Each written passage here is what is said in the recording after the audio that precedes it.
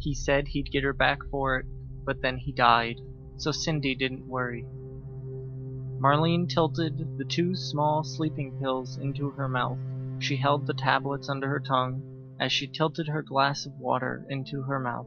Running her hand through her gray blonde hair, she swallowed the medicine.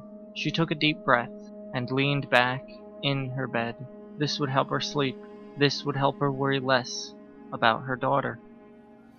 While Cindy got Marlene's looks, she also got her father's reckless attitude.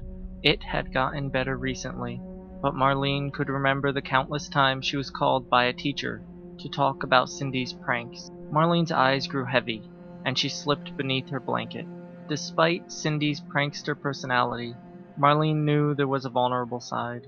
Marlene had seen it in her eyes when Cindy got the news that her childhood friend had passed away. Marlene rolled over and was just falling to sleep when her phone rang.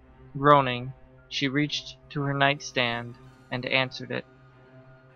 Hello? The reception was bad, full of static and warped to the point where it could barely be understood.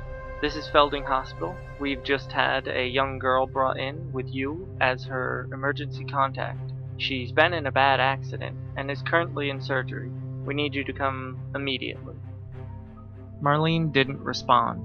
She didn't change into proper clothes. She didn't even lock the door. She just dropped the phone and ran to her car. She told herself it was a nightmare. She had fallen asleep, and the stress of her worry had caused this terrible dream. She said it aloud as her car barreled down the road, but she knew it was a lie. This was happening. This was reality. She knew this because she could still feel the pull of the sleeping pills. She still felt lightheaded, and her eyes kept drooping closed. She clicked on the radio and turned the volume up, but she was still drifting off.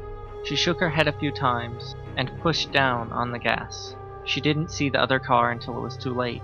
She felt her body fly through the windshield and spin through the air. She hit the ground with a sickening crunch, and the world around her slowly faded away as she breathed her last breath. Cindy pushed open the door to her mother's house. Her mother was probably sleeping by now. She grabbed a box of graham crackers and slumped into the seat at the kitchen table.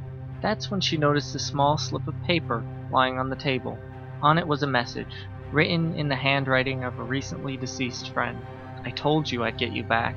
Confused, Cindy bit into the graham cracker. Then the phone rang.